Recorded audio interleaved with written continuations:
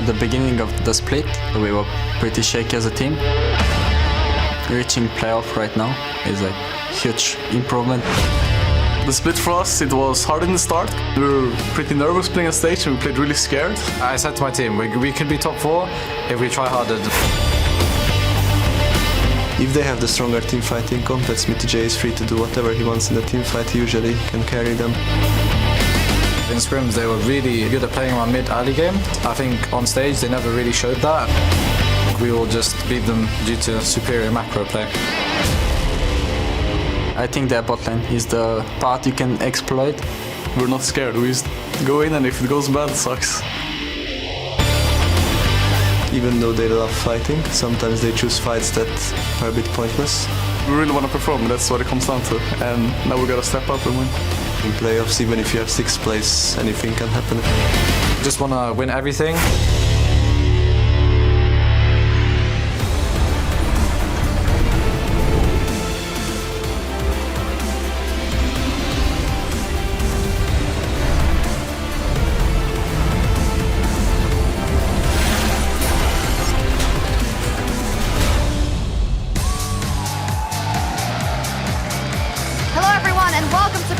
Germany, where the summer split playoffs are about to begin.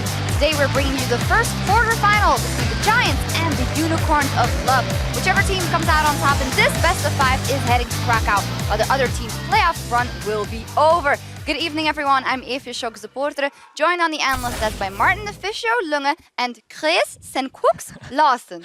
Lauwersen. Oh, almost nailed it. We practiced for like 2 hours. Yeah. It's all over. Yeah, but still, welcome. Thank you for joining us. You're looking forward to playoffs finally? Yeah, man, it's good. It's good to be here and watch the game now. I don't have to play the quarters, so. Yeah, and get some intel on the teams, obviously. And let's take a look at those teams and how the playoffs are going to shake out.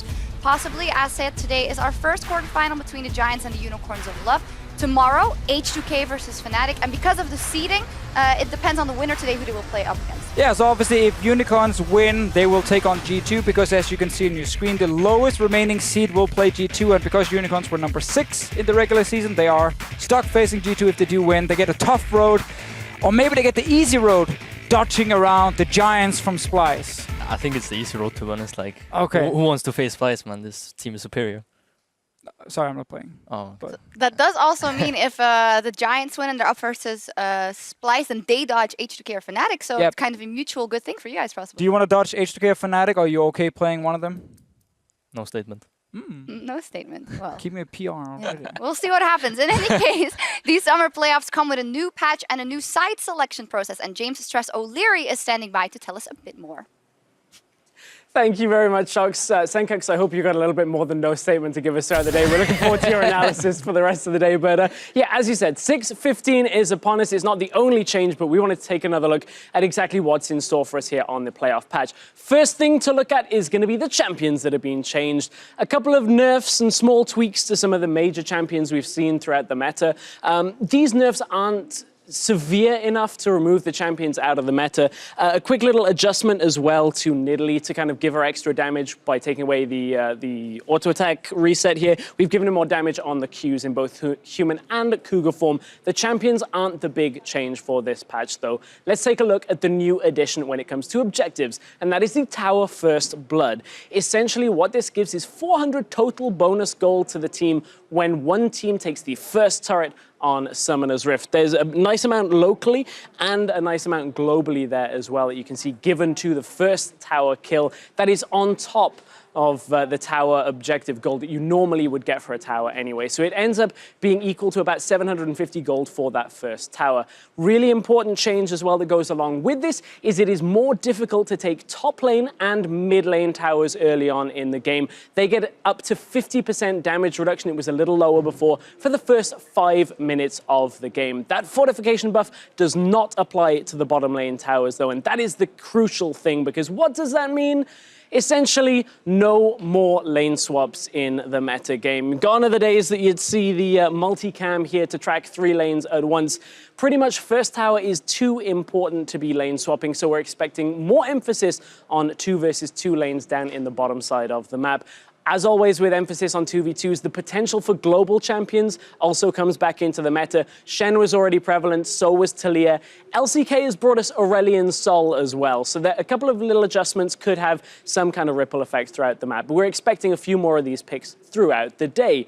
That's all of the patch changes. There is one important rule change for the European playoffs, and that is what we are calling dynamic side selection. In days gone by, in a best of 5, the highest seed would have to lock games 1, 3, and 5 side selection before the deadline, as would the lower seed with games 2 and 4. The important thing now and going forward in playoffs, the highest seed will lock their choice for game 1 before the day. This is Giants locking blue side in our first game of the day. From there, Unicorns, as soon as the Nexus dies in game 1, have 4 minutes to decide any substitutions and their side selection for game 2. That will continue with the seeding of Giants for game 3, Unicorns for game 4, and Giants for game 5 should those games be necessary. So there are a lot of changes. We hope that will bring some versatility and the ability for teams to adapt inside a best of 5 series already. So a lot of changes for playoffs. That's enough for what we've changed. Let's get back to the analyst desk so they can break down this series.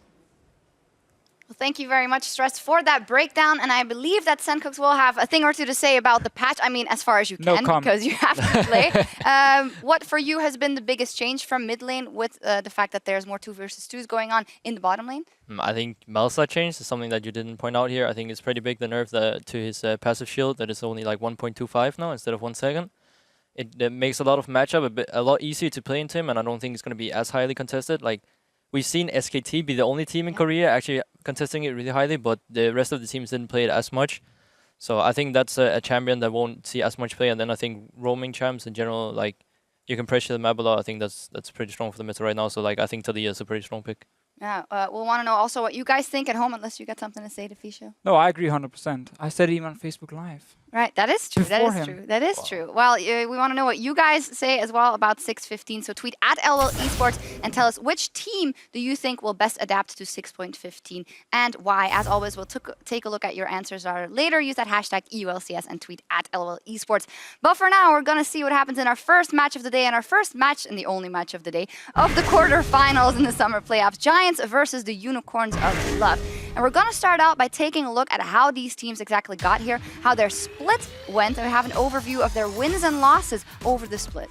Yeah, and obviously, as you can see, Unicorns very up and down throughout most of the split. Had a terrible start, obviously, then actually started playing much that's better. Pretty much for both teams. I think both teams improved quite a lot. I think especially Giants by the end, like in the half of the split, like with us, they raced up to the top. So I think both teams improved. I think Giants maybe a bit more. So I think it's interesting to see Giants last half of the season, outside of one really bad week where they went 0-4, they actually picked up tons of 2-0s in almost every single week otherwise. And that's why, obviously, this team is now 3rd place, because the 2-0s are so important. They give you extra points. But Unicorns, it's very up and down. You know, they get a lot of 1-1s here, then they lose 0-2, then they win 2-0. So they were less consistent in that way, and that's why Unicorns were the last team to qualify for playoffs, and Giants actually secured their 3rd place, which is huge for them, obviously. This is huge, and regardless of how these teams got here, actually, you hear in Splice as well, Splice, Unicorns of Love, Giants, those are not the teams we would have said would make it to playoffs, actually. I don't think anyone had even pegged you guys to be as high, and that means a lot to them, especially a team like Giants. How surprised are you in the end that they find themselves in playoffs and as a 3rd spot? Honestly, when I saw the new roster, like, I thought the team would be like, it would be better, right, than last split. I think Knight was way better when we started out screaming them before the season started, and I honestly didn't expect them to be top 3, but either did I expect us to be top 2. So yeah, because we've had a really weird split where a lot of teams we normally expect to see perform well, like Vitality, H2K, Fnatic, Origin, they've all kind of been slumping throughout the entire split. Some of them have made tons of changes and it really hurt them a lot. And that has allowed Splice, Giants, Unicorn to kind of get into playoffs, and even Splice to secure top 2 spot, well deserved, because some of these big teams have now dropped down. And that's why I feel like Giants, I don't think they're like our standard top team where year in and year out we're going to see them in top 3. But right now they have a good roster and they deserve this spot. And that's why, again, they have this highest seed in playoffs. They do. And the Unicorns of Love have always made it to playoffs, yet we never really talk about them that much before because we don't think they are going to go far in those playoffs. How do you, with 6.15, maybe seeing that changing here? I don't know. I think they had some pretty wacky lane swaps, so we're not going to see that anymore.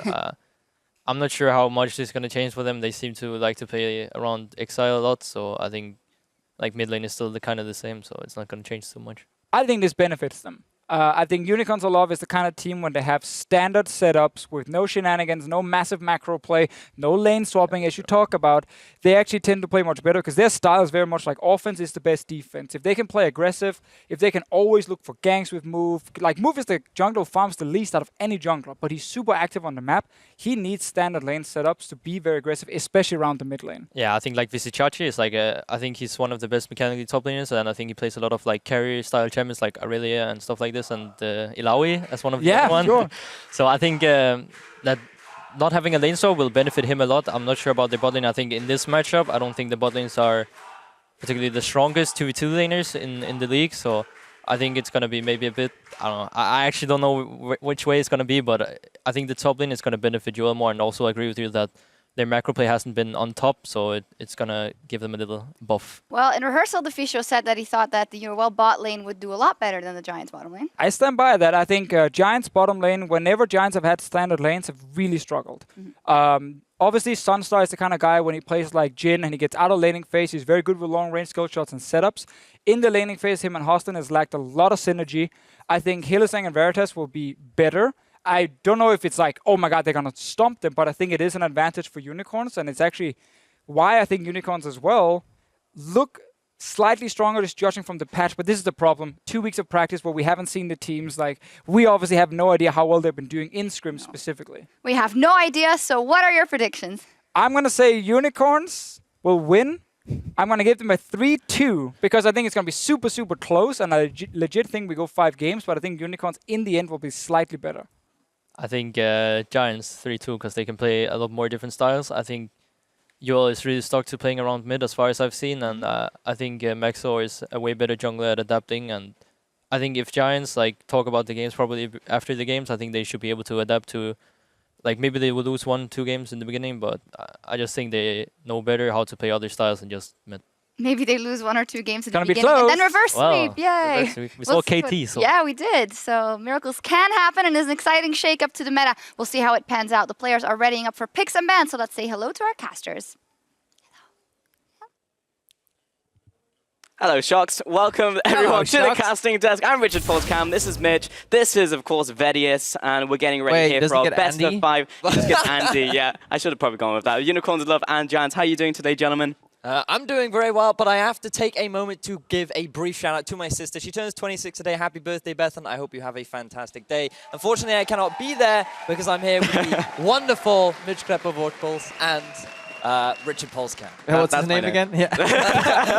Yeah, we only worked together for like a split, mate. But either way, let's take a closer look at the playoffs and these teams here, of course, fighting for their playoff lives. Starting on the blue side with Giants Gaming. Their top lane, of course, is Smitty J. Their jungle is Maxlaw, mid lane Knight, ADC Sunstar, support Huston, and their coach Lozark. Now, Giants, they have had an impressive split, coming in as the 3rd seed, but they are going to be going up against the powerful Unicorns of Love, who will be on the red side of the rift, with Visichachi in the top lane, Move in the jungle, Exile in mid, their AD carry Veritas, support Hylissang, and their coach Sheepy. Yeah, and this is going to be a very interesting quarterfinals, especially if you look at Giants. You know, 2015 spring, they come in, they finish 9th.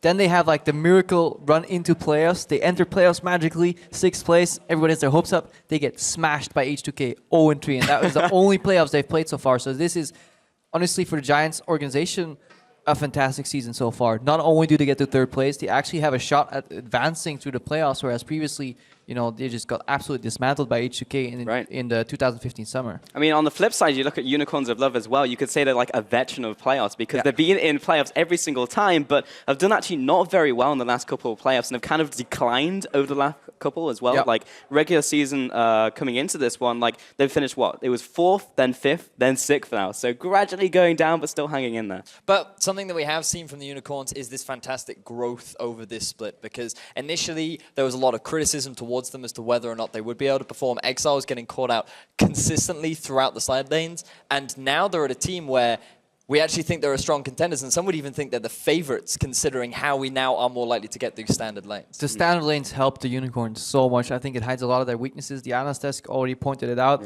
Visichachi in standard lanes not only is he a strong laner individually, he also has some of these niche picks that can no longer be hidden in a lane swap. Like the Alawi. He whips out the Alawi, or he's like an Irelia one trick. Like there's some highlights out there. He masters that champion. He plays a lot of like these duelists, and with some additional jungler pressure, he could actually take control of the game. Very possible. We're going to get into Champions League very shortly. There we are, just right on time. And looking at Smitty J as well in the top lane, like he has played Irelia for the longest time. So both of these guys in the top lane could have a lot to bring to the table in this one-on-one. I personally favor Chachi a little bit though. I would look at Shen though, because I think that was a vital pick for the Unicorns, and I honestly hope that Giants get rid of it, because if the Unicorns get the Shen pick, Vizichachi has the lane on lockdown, so like he's not going to go down more than maybe 10 CS, and he has a global that he can then use to influence the bot lane, and that is what 615 is all about. Like we've seen it in the LCK, we've heard about it over in Europe. It's all about grouping with your jungler, getting the lane priority, and then roaming to the bottom lane, either just simply faking the pressure or diving 4v2, 5v2. It is Forgiven's worst nightmare. All right, gentlemen, let's quickly run through these bans here. They have all been locked in from Giants and the Unicorns of Love. Gangplank, Cassidy, and Bard coming out from the Giants, and Lysandra, Nidalee, and Shen. So the pick you were just talking about, Mitch, has been taken away from the Giants. And so a lot of globals being taken off the board. Nidalee surprisingly still being on the ban list. We were wondering whether or not she would still be high in priority, but from what we've heard from a lot of junglers, she's still considered very strong and still very powerful in the early game. Once Nidalee's off the board though, it does seem that Rek'Sai has moved up a couple of ranks there, so that's what Unicorns are looking at right now. Like, are they going to lock in this Illaoi very early? They don't have to. I'm a bit surprised that they ban out the Shen themselves, but it has been played by so many teams, and it forces Giants to go for this Karma first pick.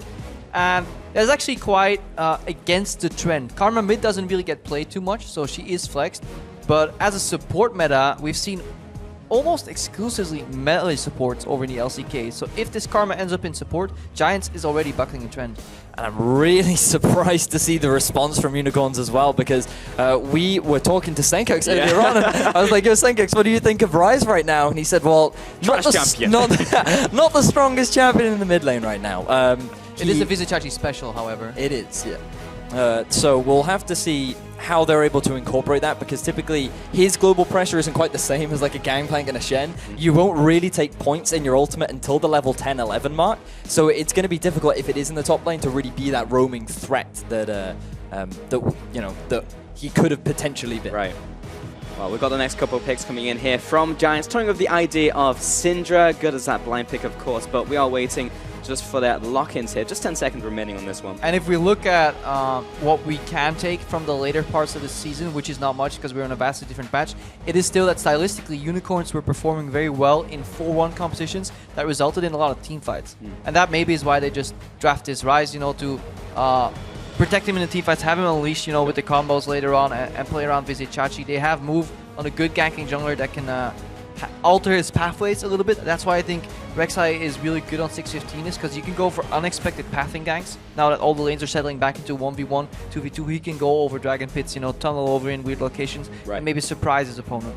But I think it's okay for Giants, because Maxlaw clearly saying that I'm fine to give away the Rek'Sai because I can get the comfort pick in Gragas. He's had a huge amount of success on the champion. It's been something that he has been well known for throughout the split, for being able to make plays, getting those key targets that they really want to try and lock down. And when you're going up against a low mobility Ryze, and with champions like Ashe and Jhin being the high priority AD carries, Gragas really does work very well in the meta right now. And with Smitty J likely picking up this Karma as support, if you have a double ranged bot lane, you can leave them to their own device, and you can start roaming to top lane potentially. However, if Hustle unlocks in the Alistar, that entire plan kind of shifts around, of course, But the premise is that if you pick a passive bot lane with range support, you can actually start playing around top and mid as a jungler, and then maybe this Gnar Gragas combo can shut down a potential Ryze top.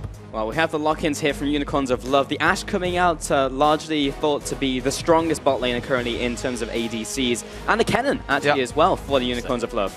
So the Kennen coming out, the last time we saw that was actually from Vitality, bringing out from Cabochard in the top lane, where they weren't able to win the game, but it was definitely very oppressive during the laning phase. And the interesting thing about Kennen is you can flex him with the Ryze in the top or in the mid.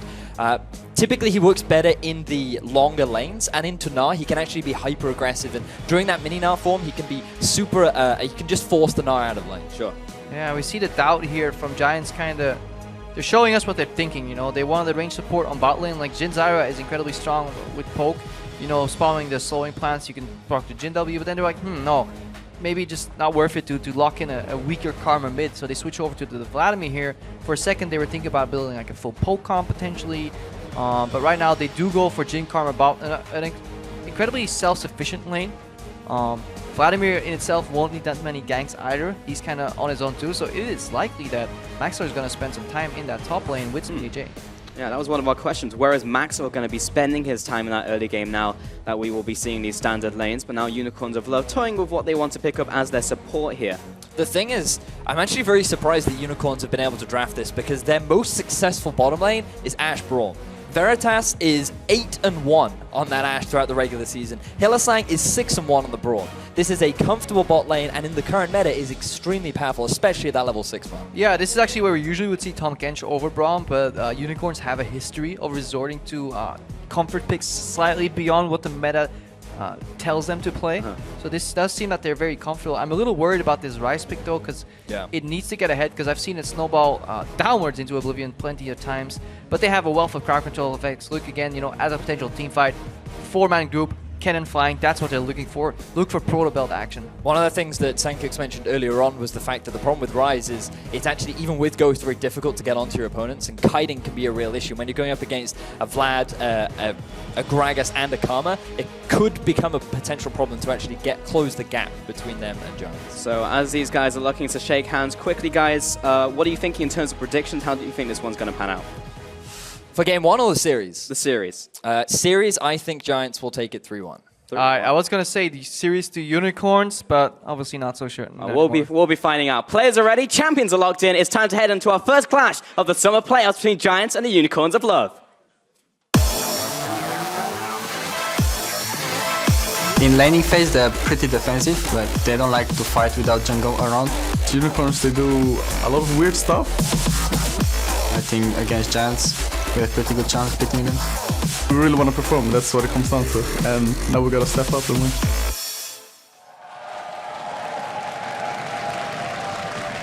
And we are in game, ladies and gentlemen, for this best of 5, the quarterfinals here between Giants and the Unicorns of Love. Honestly, this series could go either way, gentlemen. I'm very excited to be here casting this one. Yeah, I think this will be an exciting quarterfinal. Bit of an unexpected one, Giants versus the Unicorns of Love. But nevertheless, it is certainly going to be action-packed, especially now that... this might be a bit of a bait. Unicorns of Love potentially setting up for a lane swap, but I can't...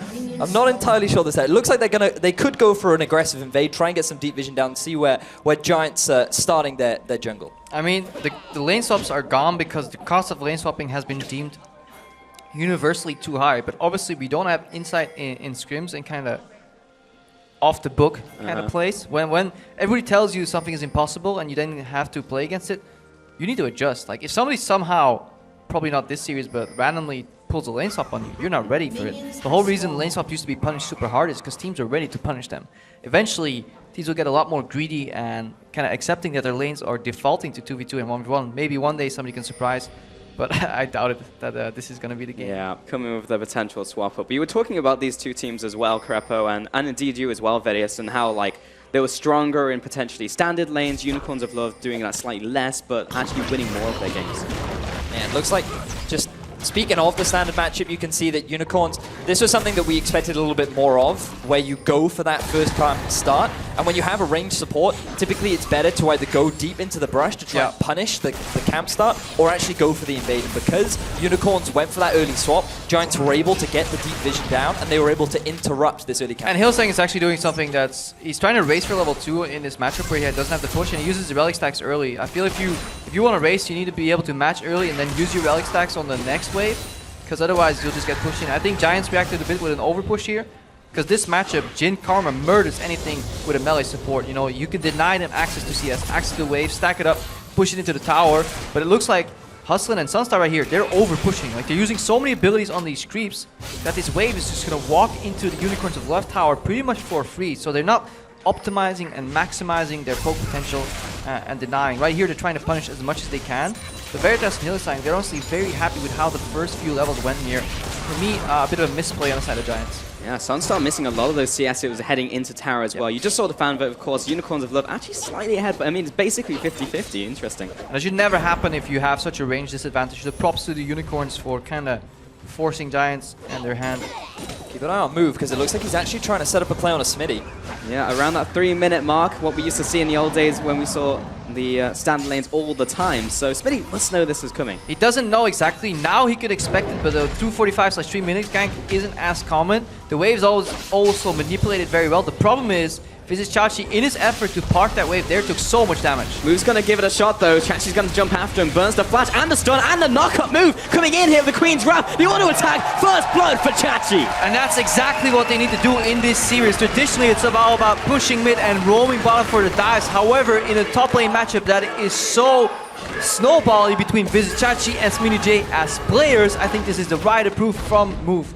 And the thing is, Chachi, that initial setup was not great for him because he was still level 2. Move was wasting a huge amount of trying to set that gank up, and if he didn't have that Lightning Rush available, there was no way he was actually going to get it, but they waited for Smitty J's Mega Gnar to run out. He was slightly overpushed in the lane. The moment Chachi hit 3, they just pushed the go button and they forced the play. They get the kill, and this is a great start for the Unicorn. Yeah, the whole premise of that gank is that Smitty J will get baited into poking out Chachi even more, and then kind of being faithful that he could outplay the 2v1.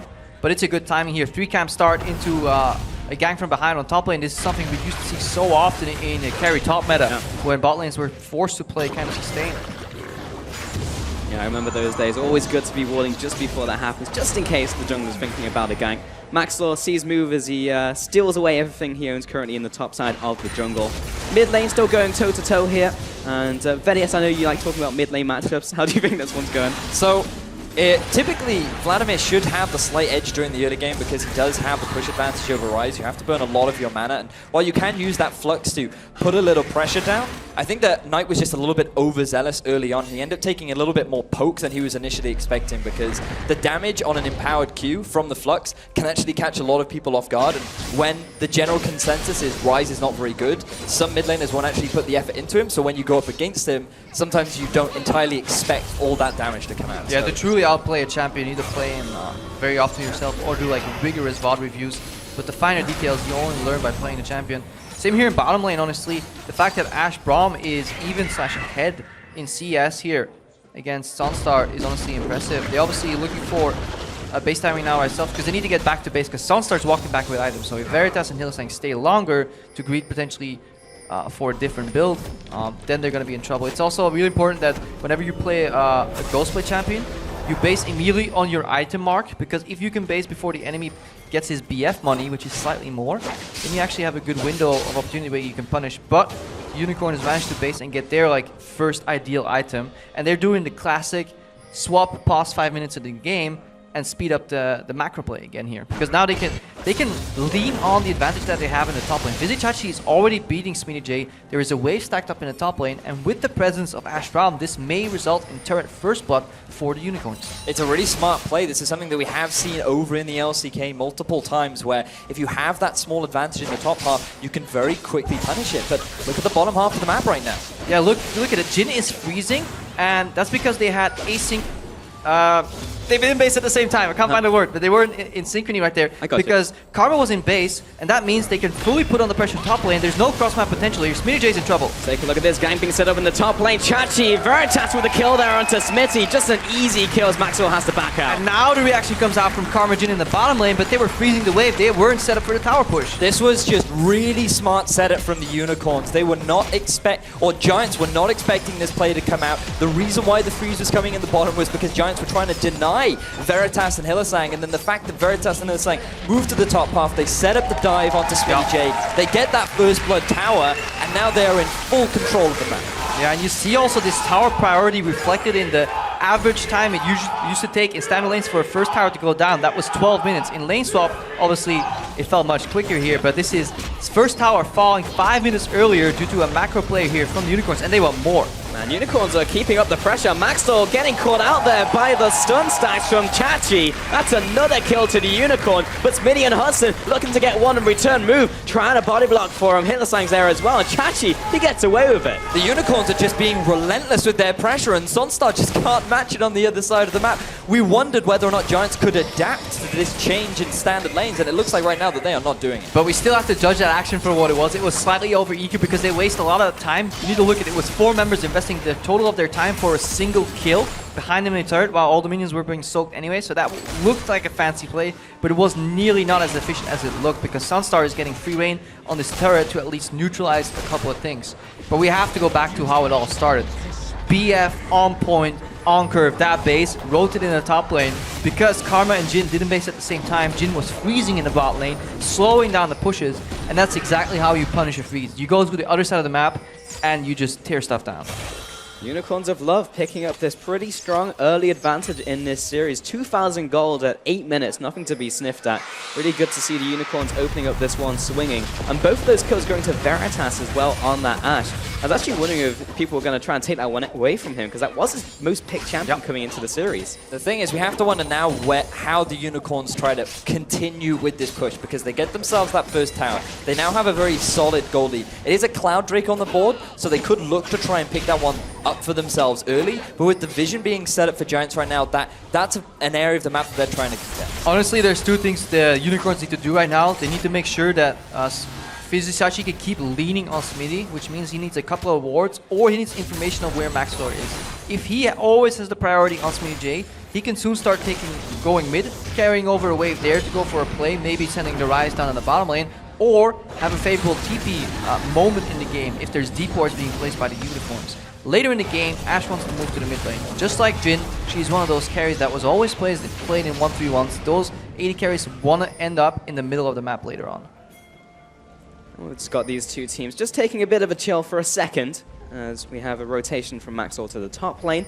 Movers escorting Veritas down the bottom river here. They'll be taking away this pink ward to start this one off. And Hustlin also rotating up here. We'll see them taking this one away, as they also invade for a little bit more pressure in terms of vision. So this is actually really smart, as the arrow comes out in the bottom half of the map of Sunstar. He's going to sidestep. Swing and a miss. It's no, this is the highest level of play. These are called zoning arrows. Okay, all right. I'm controlling areas of the map. It's all about fluid pressure. Yeah. Commonly seen on overrated casters in Master playing Thresh. The zoning hook, a common phenomena. But look at the rotation now coming out from Huston and Sunstar. They're trying to set up a play in the mid because of where the lane is right now from the Unicorns and Giants. To be honest, we have to criticize whether or not they are able to set this one up, but look at Maxwell. He's going for a potential flank.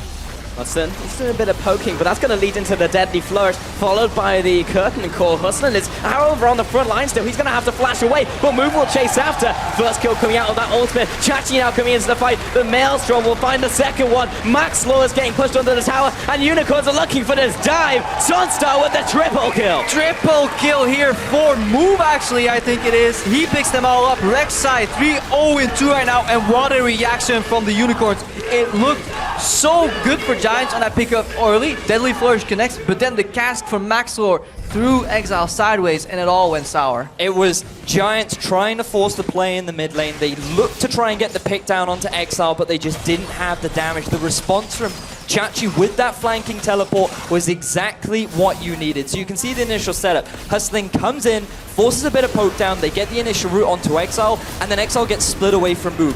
Hillisang is already coming in from the flank, and then the TP, we don't have time for that because the fight's in the bottom. The action isn't stopping here. Vedi, it's the flash away from Veritas. He may indeed survive. Smitty J doesn't get the kill, and he'll go down himself. Maxwell can't help out. And with all these kind of trigger-happy plays from Giants, we need to start looking at how potentially this is going to affect them in Game 2, because they seem very eager to chase their loss.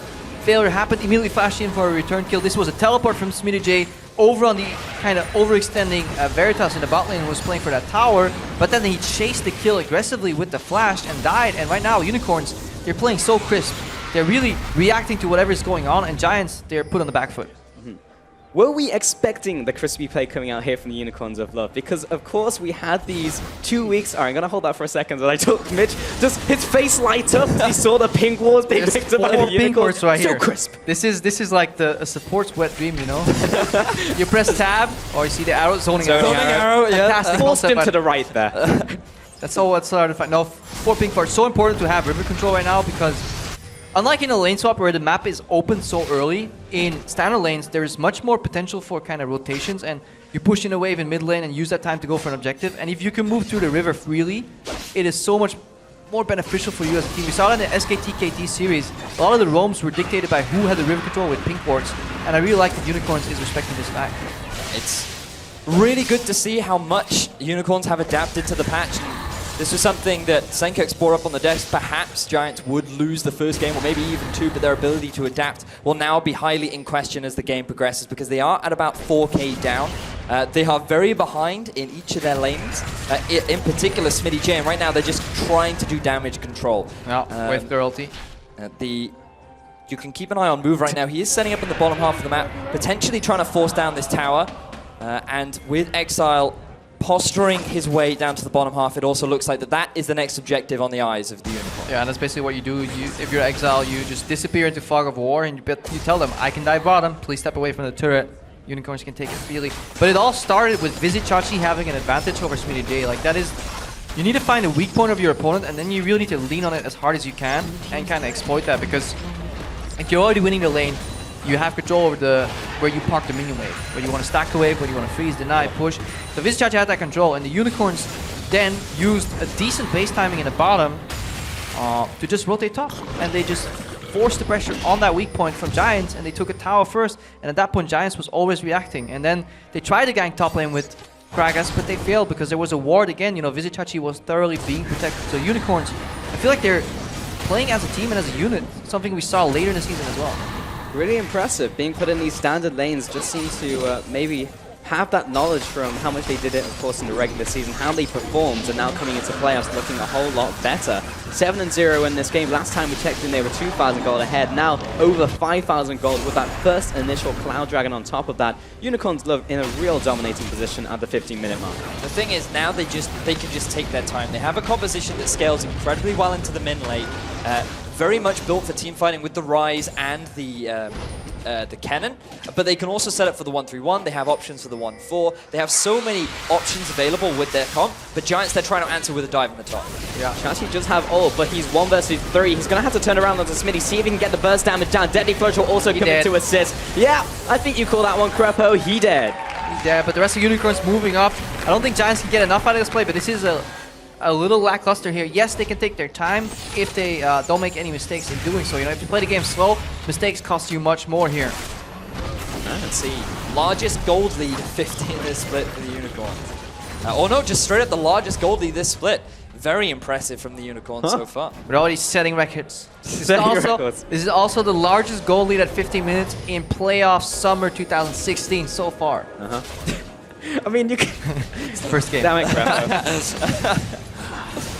I'm going to talk about mid lane. So, they've just been doing a lot of farming so far. Exile does, of course, have that first kill on those 3 assists. We're talking about maybe the snowball potential of this Rise, how Knight maybe won't need people to assist him, but currently the Rise seems to have had a pretty much free pass in this laning phase. I mean, he should have died once. The gank from Maxlor, if the cast was positioned correctly, he would have dropped immediately, and that fight would have looked so differently. But that's also strength of Unicorns. You need to be able to punish mistakes. So Giants, they did notice that the Rift Tower was being started. There were a lot of pings, and it looked like the Giants were quite eager to try and contest that objective. So it does seem that they're getting a little bit more energy now, but it's still very much Giants reacting to a lot of the plays coming out from the Unicorns. Yeah, and it's also the Unicorns leaving room for potential punishment, and that is something we saw, especially in their lane swaps throughout the entirety of the season. Once the map opens up and the objectives aren't as clear anymore, like what's next, perhaps it is some towers that are harder to approach, and those take multiple steps. You know, to correctly get like a tier 2 tower, you need to take a couple of steps in a row that are absolutely correct in their execution. Then things get tricky for Unicorns, and they obviously sometimes fumble in doing so. That is Giants' way in, you know. Unicorns greeting for the next objective as opposed to calmly playing out the game until perhaps Nash responds. I mean, we only have to think back to the Unicorns versus Vitality game where they were literally in Vitality's base, and then after one terrible team fight because they over-aggressed too much, trying to dive onto the Nexus towers, they end up giving away an ace, Vitality swing it around and turn the game around. So this is something that we have seen recurring from the Unicorns of Love, but given their play so far, it seems that they've shown a lot of improvement over the last two. And I think a potential solution for the Unicorns here is to move that Ash Braum into the mid lane, put Exile on a side lane. Look at this Rise. He has Ghost Flash available. He has really good item build finish so far. There isn't that much threat. The Karma Jhin won't shut him down. Yes, he won't have priority over them 1v2, but that's not what he's looking for. I think it's honestly paramount for Unicorns mid game if they put Ash and Braum in the mid lane right now. Fortunately, Exile is putting a lot of pressure down onto Knight. He's really struggling to actually trade back with the Rise, and so he has slowly been chunking down onto this tower, especially after that failed gank that happened earlier on. So Unicorns grouping now with 4 members in the mid, especially with Chachi coming in for a potential flank. This mid lane tower is the next priority. Oh, Exile getting caught here. Maxwell's going to punish him. He'll try and flash away, but he is getting blocked out here. Knight will finally take him down. Chachi coming into the fight. He'll take out Maxlaw for a 1 trade. But in the end, that's a 1-for-1, and Giants still have their top laner stuck in a side lane with teleport advantage here. So greatly beneficial trade for Giants. There are no wards though for Giants for Chachi to set up the flank. His Narbar is building up, so if he's going to teleport, now is the time to do it. Chachi, he's moving forward, just get the stun down on tonight. He'll go down into the Sanguine Pool. Tower will drop here. So he's coming in. Knight's just gonna pop there. No Sanguine Pool to save him. No summoners at all. I mean, the whole point I was trying to make there was the fact that SmittyJ had side lane pressure. Giants, they could concede the tower, but at least they managed to trade 1-for-1 and they were clawing back into the game. That gets negated entirely when SmittyJ decides to teleport on a dying turret. Even more slowly right now, you know, with the added like half a second or second to that teleport. The starter here is good, you know, they pick off Exile when you least expect it. SmittyJ is still on the bottom. They get surprised a little bit by Visit Chachi's flashing in, so they needed to concede Maxlor. But trading 1-for-1 and losing Kennen's flash, this is honestly where Giants can be happy. A 25% HP tower you can concede, and you can trade that for bot lane pressure on SmittyJ to try and kind of get back into the game. This teleport right here tells me that Giants don't actually know what they're doing. Yeah, it looked like the Giants wanted to try and force the play because Knight being that low and playing that aggressively, he's expecting SmittyJ with a Narbar fully raged up and ready to go. But then because Unicorns just focus down the tower, they know that that 4th member isn't going to come in. And that results in a 4 versus 3 for Unicorns. Look, they can very easily clean up Knight. And then it's just another kill and another tower going over to Unicorns. So right now, leading 3-1. Unicorns still in full control of the game, heavily punishing the mistakes of Giants. I mean, we were looking at the ways that Giants could potentially come back into this game and get a foothold. Maybe that's from how the Unicorns of Love would approach these towers. Maybe they can punish them, but they stepped up to mid lane and Unicorns took the tower and then took the people as well. And currently just built up an even bigger advantage. Yep. And the advantage is just going to keep going with the Cloud Drake going to be spawning up in about 20 seconds. Looks like Sunstar moving to the top half with Hustlin and Maxlaw should be able to take this turn in return. But now we have to keep an eye on how Unicorns can try and take advantage of the situation. Dragon is likely going to be the point of contention, but without any teleport on SmittyJ, he can't assist in any way in the top half. Yeah, these outer turrets can often be taken seemingly for free because the crossmap potential is not there. What they're going to do is trade chip damage on tier 2 tower and mid, and more importantly, they trade for the setup for a siege on bot. So for that tier 1 tower in Giant, top lane for Giants, they have to concede the entire access to their red side jungle. It's getting swept by Unicorns. All the wards get put in place, which means Unicorns can siege freely, and the only way to defend is basically approaching it from the front, which makes it very easy for Unicorns to react, and good damage here by Veritas. And Smitty was trying to make it happen. Deadly Push doesn't land, but the cast does. Veritas will have to flash away, returns with the arrow. Maxlaw getting chunked down, he'll jump away, but Chachi will jump in. The ult comes out, he finds 1 kill. Goes golden here, and can the team bail him out? He's gonna get the stun onto 4 people. Exile comes in to try and clean up the mess, but isn't quite enough. He gets tagged by the boomerang there from SmittyJ, but he'll trade his life for it. The Unicorns of Love will make their way out. A lot of low health members on both sides right now, but it is Unicorns of Love that are being forced back. Giants, they want to continue the chase. They have the Karma Shield coming up, but they're being stymied by the Braum slow and the Ashe as well. How are you going to follow that? Veritas potentially looking for the turnaround, slowing down Knight, but it looks like we have the end of the aggression. Yeah, a bit of a sloppy dive there in the end. Like, nobody was committing with Visitach. He seemed very reactive. Another good engage from Maxlor, though. He is keeping Giants in the game. Let's watch that fight again here. This is Veritas' move, being too far up. they kind of bait themselves in by how successful their chip was. The whole goal wasn't to get this tower down, it was to get it low enough, but they kind of get sucked into the fight, and then this tower is just hitting everybody. Look at Exile wants to get out of the fight, then back in. Moves tanking here is not contributing to the fight either, so Unicorns had the illusion that they're going for the dive, and in essence it was only 1 or 2 members playing against 4 and 5 separately at one at a time, really. Knock-on effects here. 22 minutes in, the second dragon now picked up by the Unicorns. That will be the second Cloud Dragon. I'm going to check what the next one's going to be here. Yet another Cloud Dragon. So it will be 3 Cloud Dragons in one game to start this one off. And Cloud Dragons give you a lot of movement speed now. With 50 movement speed, that is more than the last one even gave you. At this point, they can be the difference where you're kiting somebody and expect them to never reach you in most games. Like, a lot of players creep into habits. Like, they see a player with a certain item set, and it's like, okay, this guy can never reach me, it's fine. But then suddenly he does, and he lands the first spell on you, which means a lot more damage. That's kind of the effect that a Cloud Drake or a triple set of Cloud Drakes can have. Also, seemingly when you're chasing somebody and you're this close from landing a skill shot, he'll just run away from you. By this close, I'm holding my fingers very close. Yeah, I was going to comment on that. It's like, I see what you're saying here, but no one else does. It was a small amount, guys. That's all you need to know. Unicorns of Love trying to close in around Knight here. He is fairly extended. There's the arrow on top of him. He does have the Sanguine Pool, but he is stun locked for the meanwhile. He has 2 stacks of concussive blows and will instantly go down after he comes back up. Nice pick from the Unicorns. Knight really getting caught out of position. Really good arrow from Veritas to punish it, but with the flash, he didn't feel it was worth it because of move coming in from the flank. And given that Unicorns had already set up vision control around the Baron and SminiJ being on the other half of the map, this is going to be their next objective. Well, trying to convert this into the Baron. Huston's going to see it out. Has the ward going down. Trying to zone away with the Curtain Call coming up. Maxor is also just being on the front lines, trying to be a bit of a body blocker, but Chachi trying to find the flank. Jumps on top of Sunstar. Not quite enough damage to finish up, but he will be buying time on that backline. Exile's going to jump forwards. Will find Huston. He'll be the first casualty of the fight for Giants. Chachi will be chasing after Maxor. Does get the stun down. And the rest of the team also arrives. Exile being knocked away by Maxor. And that'll just be that nice 1 kill for the Unicorns. Yeah, Exile putting the rise in surprise right there. But a little bit of miscommunication, I feel, from Unicorns. With Chachi zoning so aggressively in the front line, I think they could have turned and finished the Baron because he was keeping Maxor busy. It was really hard to call in the heat of the moment, but Giants kind of stifled that Baron attempt with only sacrificing their support. So in essence, both teams are honestly, I guess, a bit happy with how that turned out. Yeah. Notice that Veritas has actually moved to the bottom lane, so Unicorns, they are just going to concede any pressure around the Baron right now. It is still, it was a really good flank from Chachi. Unfortunately, he didn't quite have enough damage to get the shutdown onto Zonstar. And I just want to, just the initial setup from Giants is actually quite good because you're getting a lot of poke down, you're actually forcing a lot of damage, but then the flank from Chachi onto Zonstar immediately forcing him away from the fight. The next problem comes from SminiJ not having the full rage bar, that he can't really contribute that much and actually get the successful disengage. Yeah, but there's also always 2 sides to a coin. If you say not enough damage, that is because Vizichachi is opting into a Zonius Abyssal build. This guy is incredibly tanky. No Protobelt shenanigans for all-in burst, which means you can just use him to buy time. He can easily buy 5 to 6 seconds, which is enough to burn a Baron down. So I think that's where kind of Unicorns of Love were baited in by their own lead. If this is an even game, you will sack the cannon, go for the Baron, finish it off anyways, but they tried to win the team fight. They kind of got sucked in. Slightly inefficient Baron plays, but they're still in the lead by a margin of 7,000, which is honestly so impressive by the Unicorns.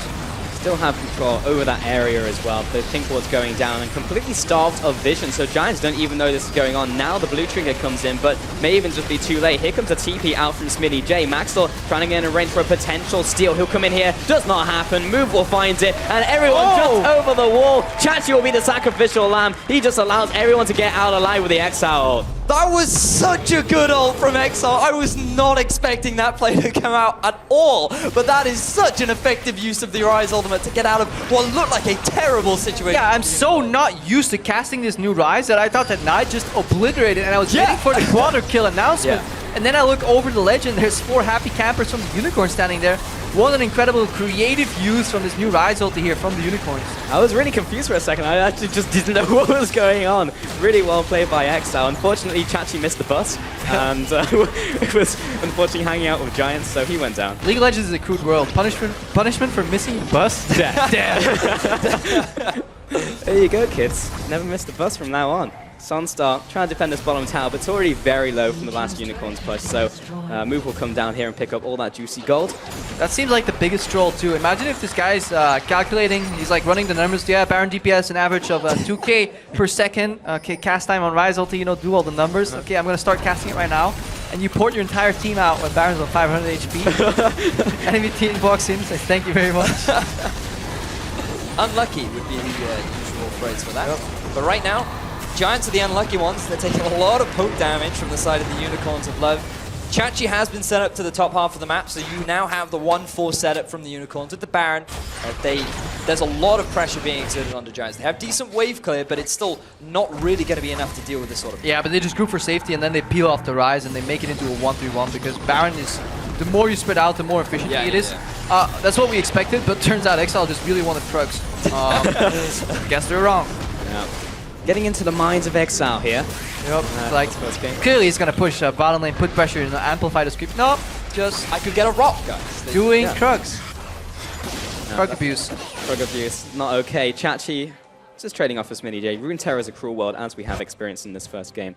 From here on out, we should be like, well, this is what I would do if I was in Exile's situation. Just watch him do something else. Like, I will always creative decision making. He needs to go to Krug rehab.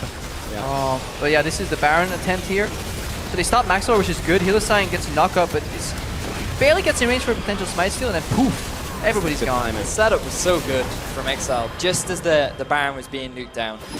It's one of those calls where it's just like nuke it, nuke it, nuke it, and then it's timed so well. Very impressive. I feel like he's practiced that before. Like, I don't think that's a play you could just, hey, I've got a great idea. Let's just go for it. I'd hope that teams have scrimmed the champions.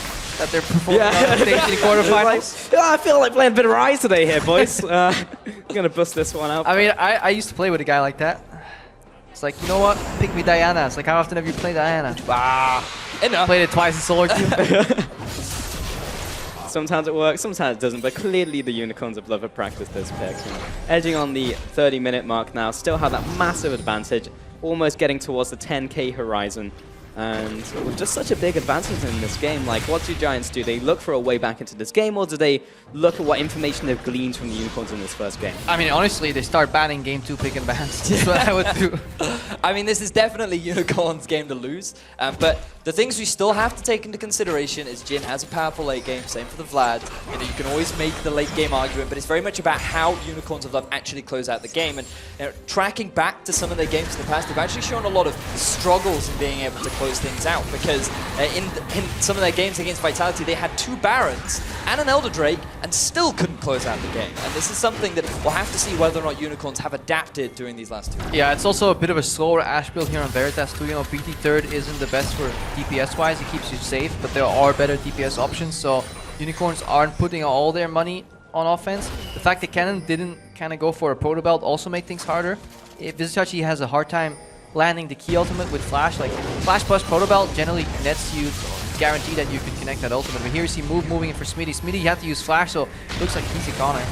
Yeah, this will be probably a bit of a slow kill since he is a tank, but there's 2 people on him. And now with Veritas coming in, goodbye Smitty J. Just another nice pick from the Unicorns of Love, doing a good job about this game. Like, there's no real reason for Smitty J to be that far up in the lane when you have no control of your half of the jungle anymore. Unicorns. Gotta get that gold. Gotta get the gold, yeah. But it's a little bit overzealous, especially against the Kennen, who has typically been doing pretty well in the lane so far. And given how much attention Move has spent on that side of the map, but now Exile going on to Knight. Whoa, Knight's dropping though. He'll go down to the Sanguine Pool, but Exile is just going to run after him. He misses the overload. The flash away. Flux lands. He'll jump after into the Zhonya's, but he'll just camp on top of him. Look for the kill. Misses the overload again. Now the rest of the team is there to zone him away. Move jumps over the wall, but he's on the wrong side of that one. But Chachi comes in to assist.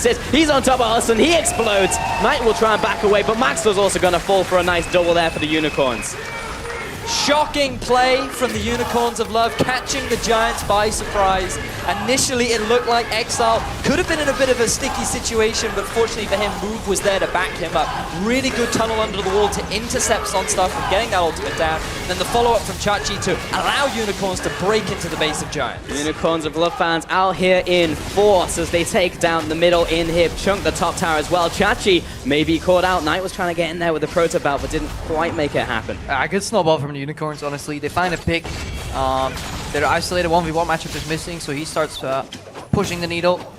And then, honestly, Knight did a great job kind of dodging all these key spells. Yeah. Like Zonia's on the right timing, Sidestep on the right timing. Sunstar could have maybe had the follow-up, but this was Giants trying to stop the push in the setup, because if Unicorns are allowed to make a setup that is 5v4, it will always end up, you know, advantageous for them. But then Move does the whole bodyguard movement. Another beautiful zoning arrow from Veritas coming out. And then Hustlin, he's like a support in the late game on a losing team, which means you die a lot. Yeah.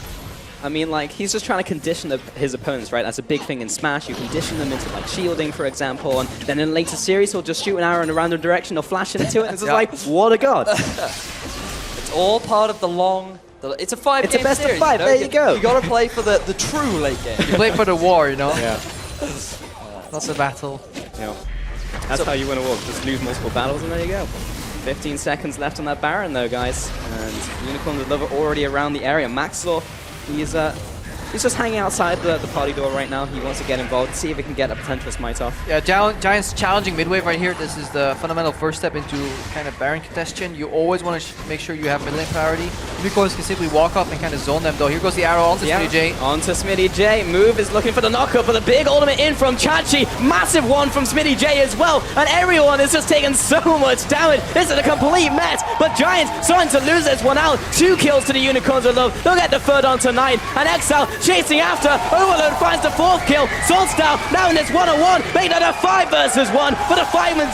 The ace out for the Unicorns. The Unicorns of Love get themselves the ace, and they're going to be taking game 1 of this best of 5. Ladies and gentlemen, the Unicorns have come to play. Yeah, they come to play. It looked so grim at the start. Veritas went to around 20% HP, but then suddenly the fight got turned around here. Nexus 1 falls, Nexus 2 falls. And that's Unicorns of Love, well, they definitely won the battle and in a good position to take the war as well. Game 1 goes to the Unicorns. And that last fight, I mean, things actually looked pretty promising for the Giants, because there was a really good ultimate from Maxlaw. You saw a multi-man Vlad pool come out from Knight, and things just looked so good. But then you have Chachi come in, the fantastic ultimate from Hylissang as well to really facilitate any good follow-up from Giants, and it was just Unicorns playing a fantastic team fight at the end to close things out. And that's what gives me hope for this series, because there were multiple instances where Giants honestly made the right moves, and either by slight execution or by the fact that the Unicorns had such a large goal lead, these plays failed. But if the next game is slightly more even, it means that these mid-game kind of actions from Giants will actually net them a lead. Because that fight on even terms would have been won. Obviously, you can go like, but Crapo, if they were on even terms, Unicorns wouldn't be positioning that aggressively. Yeah. But still, like, there's still a lot of fight left into the Giants. And this is something that we talked about earlier on in the series, and how well Giants are now going to be able to adapt moving into Game 2, because they got heavily punished by a very early swap. The 2 versus 2, they initially wanted it. They were like, guys, you said lane swaps were gone. You know, we're supposed to be standard lanes now. This is like solo queue, right? But no, they end up getting punished for it. And it all stemmed from that initial gank in the top lane where Move went with the Rek'Sai, got the level 3 gank, and then things just started to snowball out of control. Yeah, and on this patch, there's kind of 2 ways to get the first tower.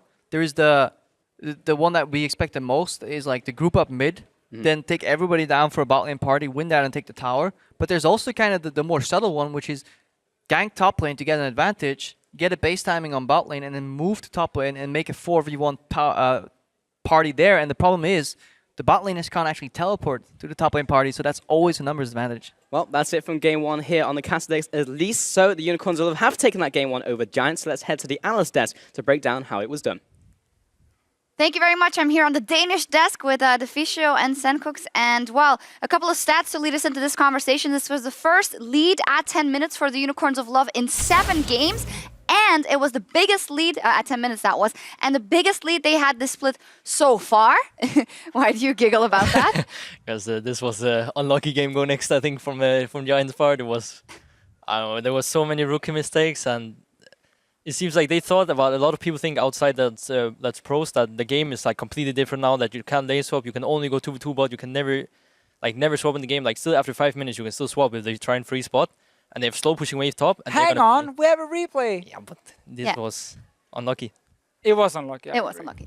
First, though, picks and bans, want to take a look at those. Obviously, we were excited to see what will come out, especially in the bottom lane and the mid lane picks. Nothing too crazy there, but you guys had a thing or two to say about the selection. Lysandra, oh yeah, that was the ban, obviously. I mean, so some crazy stuff. Yeah. First rotation Rise. Definitely not something I predicted. You definitely didn't predict it either. You actually like almost mad at Unicorns for picking it this early. I still believe that this champ is not played with Soul. I said to the others as well, the casters in the room, that I don't think this champ is good at all. I think it's really easy kiteable, but I think when you pick something like that wants to run in with Ghost, you kind of give Rise what he wants, especially when it's first pick, that you can pick a whole comp around it that makes Rise not able to move forward, because this champ can only deal damage if you move into him. If you want to move in with Rise, like, it's really, really useless, because even though your Q has longer range now, it's really slow, so you can't hit it long range. It's really hard. I mean, so there's some cool things. Rise obviously coming in early was a surprise, but then, in my opinion, seeing, as you said, the Vladimir, which, like, one of the reasons Rise got played in the first place was because he was good against Vlad, specifically, like, outside of just pure laning phase, because Vlad had to dive the backline. And that was picked later, so that was kind of weird. The Kennen pick from Chachi is very interesting, and I think this is one of the reasons Unicorns can do well in this patch is because, like, 1v1, Chachi is really, really good. He also picks for 1v1. Like, when you pick Kennen into Gnar, you'd pick it to win that lane. And that actually proved super, super good for Unicorns in this game, because we have that replay. You were already talking a little bit about it. We're just going to make sure everyone can follow by also seeing, you know, everything on screen. So the start of this replay is Sunstar is going to freeze the bottom lane. Now, freezing waves, especially in the early game, is so risky. Also when teams rush for first tower, because this means now you can swap to topside with your dual lane. Yeah, exactly. And like, this is a typical move that you will do in solo queue, because you will tilt the enemy AD carry because he can't get farm, and he's like whining, my support is roaming, blah, blah, blah. But instead they just choose to go top because they have a huge slow pushing top wave. And the Gnar already got really far behind from the first gank. So they will be super far ahead in tempo of this push, and they will 100% get the tower first. And after that they can pressure even harder on the second tower, and they got, I think, like 2 more kills or something. And then the Ashe was maybe 10 CS, I think, behind, but had 2 oak. But had 2 kills. And a first tower as well, obviously getting the gold, which is the key thing. So when you're freezing this bottom lane this early, you lose out on tempo. And also because Chachi had already built up that big wave on top side, because he was obviously really far ahead on the Kennen. It becomes a little bit predictable as Giants being like, enemy dual lane recalls, Kennen builds up a big wave on top side. There is a chance they're going to go top now because it's after 5 minutes. Didn't react at all. Got surprised, froze bottom lane, lost the tempo, lost the tower, and just game over. Like, that's also, I feel like, the biggest part why this play actually worked like super good for from UOL is because Giants wasn't prepared for it. Like, Maxo was topside, yes. And you can actually do this where you put your jungler topside if you have TP on the top lane, but Smitty didn't have, because he got like gank level 3 and used it to go into top lane again. So like, Maxo being topside here is really useless, and they get really far behind also because they have Jhin. He doesn't really push towers that fast. So overall, the play just, I think, settled the game. Yeah, it's quite interesting. Giants have a 4 out of 11 wins in standard games. That's only 33% win rate in standard games. And you were mentioning, hey, this doesn't come from mechanical skill. This is purely not knowing what to do in the standard lanes with this new setup, because the bot lane disappearing and going top, that's not something new. No, you could do that before, obviously. It's just even more impactful now if you do go top and get the first tower from it after the fortification buff is gone after the 5 minutes. So it was a really good play from Unicorns of Love, and it's showing Giants have some clear issues communicating between multiple lanes, because when Sunstar's freezing bot, again, he kind of sells the rest of his team as well, and that was just a bad play. And it obviously got even worse. It snowballed. It snowballed out of control even more, and that's where Unicorns on the next replay we have just basically, like, they won the game already. They just win it even harder after this play. I also feel like it's a really desperate play from Giants. Like, they have to try something to get back into the game here, and then Maxo fails the ulti, and this play will just, like, you just know now it's going to be really bad for them when they do several man bursts. But then after this, honestly, after Unicorns here get a few kills and really good setup from them, good ulti, by the way, from Hylissang, the game kind of slowed down, despite being, at this point, over 5k gold ahead. Because then suddenly you got to start playing 1-3-1 with Rise and Kennen. That never really happened a whole lot for Unicorns. They seem to be more like grouping as 4, kind of like the Vishichachi split, but like, Kennen isn't the biggest split pusher in the game, but he could pressure the Gnar still. And then they try to bait the Nashor, and like, where we also saw like the Rise ulti. Yeah, let's take a look at that. A cool tidbit here in the game. They say, "Peace out, Vishichachi. We're all leaving." Oh, that's actually really it's the best. Like, Chachi's ready to fight here, man. And he gets a bit trolled here, I think. Bye. And, then Vishichachi saying that, "Yep, I'm going to 1v5, guys. Look at me, Kennen. Yes, Suks. I don't know if he was supposed to run in and like catch the portal as well on the way out, but he was. You guys said they could have won the fight anyway with this. Actually, I don't know, Probably, because no? when I watched the second time, they have that ult, and I think Braum was like 10 HP, so I actually think it was fine to do, but I think Vizicachi to maybe be on the same page and not just run in when the team is like, peace bro, see ya. Yeah. And then... He wanted to be the hero, you know, stopping them from. He was already jumping the them. hero. He was already a hero So, this game. yeah, there we saw the Giants, of course, have a lot to talk about. If you were Lothar, what is the one alteration you tell them going into game 2? I mean, first of all, I would talk about that level or 6-minute swap that happened, and basically go over why did it happen, how do you make sure it doesn't happen again, like don't freeze the bottom side when the enemy dual lane goes missing because they could go top, so that doesn't mess you up again. I feel like it was kind of a first game of the day. That happens to some teams, including ourselves sometimes in scrims as well. The first game is a bit sloppy, so I think they just have to like review the game a little bit. There wasn't too much to review. Honestly, like after the first swap and then the fight mid, it was really, really lost. And you said they would lose the first 2 games and then get 3 wins in a row. Yes, I'm actually predicting Both right now. I predictions believe are in me. still on track. I said so. Unicorn's gonna win. Yeah. You said 3-2 for Unicorns, you said 3-2 for Giants, so nothing's played here yet. Well, we need to take a quick break while the players ready up for game 2, but don't go anywhere. The summer playoff quarterfinals between Giants and UOL continue right after this. Wow, I think we can win today. We can? Yes. That's really good mentality move. Move's gonna give it a shot though. Chachi's gonna jump after him, burns the flash and the stun and the knockup move coming in here with the Queen's Wrath. The auto attack, first blood for Chachi. Chachi now coming into the fight, but Maelstrom will find the second one. Max Law is getting pushed under the tower, and Unicorns are looking for this dive. Sunstar with the triple kill. Finish it. Finish. Okay, I got it. We got. Nice. But Giants starting to lose this one out. 2 kills to the Unicorns alone. They'll get the third on tonight. And Exile chasing after. Overload finds the 4th kill. Solstar now in this 1-on-1. Making it a 5 versus 1. For the 5-0. The ace out for the Unicorn. Game 1 goes to the Unicorns.